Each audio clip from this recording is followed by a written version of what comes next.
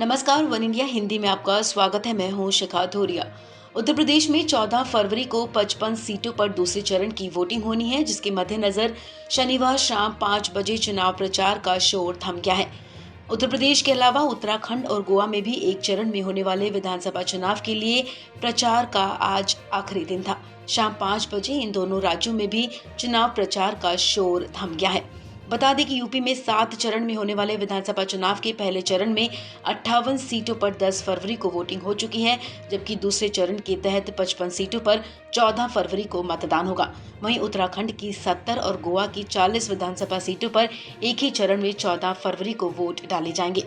चुनाव प्रचार के आखिरी दिन उत्तर प्रदेश की 55 सीटों, उत्तराखंड की 70 और गोवा की 40 सीटों पर शनिवार को अलग अलग राजनीतिक पार्टियों के नेताओं ने पूरी ताकत झोंक दी है।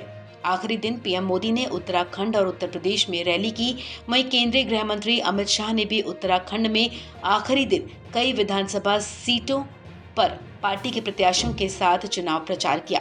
उत्तर प्रदेश के मुख्यमंत्री योगी आदित्यनाथ ने यूपी समेत उत्तराखंड में चुनाव प्रचार के आखिरी दिन अपना पूरा दमखम लगा दिया।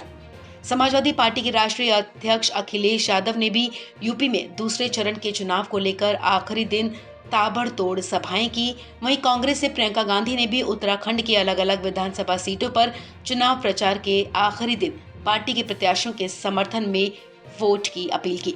चुनाव प्रचार के अंतिम दिन प्रियंका गांधी ने उत्तराखंड में 3 जगहों पर प्रचार किया। कांग्रेस महासचिव ने खटीमा, हल्द्वानी और श्रीनगर विधानसभा में प्रत्याशियों के समर्थन में वोट की अपील की। बता दें कि उत्तर प्रदेश में दूसरे चरण के चुनाव में 9 जिलों सहारनपुर, बिजनौर, मुरादाबाद, संभल, रामपुर, अमरोहा, बदायूं, बरेली और शाहजहांपुर की 55 विधानसभा सीटों पर होने वाले मतदान में कुल 586 उम्मीदवार मैदान में हैं।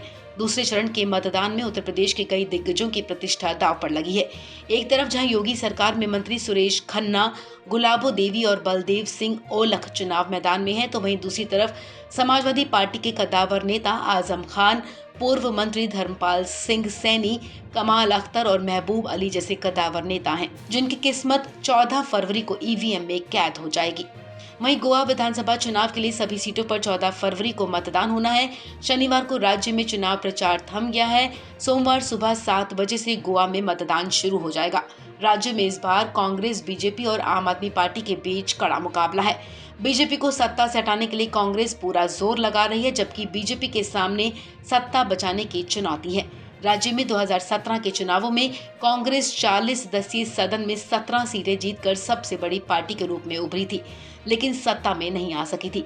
बीजेपी ने 13 सीटों पर जीत दर्ज की थी और उसने मनोहर पर्रिकर के नेतृत्व में सरकार बनाने के लिए कुछ निर्दलीय उम्मीदवारों और क्षेत्रीय दलों के साथ गठबंधन किया था। बता दें कि गोवा में होने वाले विधानसभा चुनावों का रिजल्ट 10 मार्च को घोषित किया जाएगा। इस खबर में फिलहाल इतना ही। तमाम अपडेट्स के लिए आप बने रहें वन इंडिया हिंदी के साथ।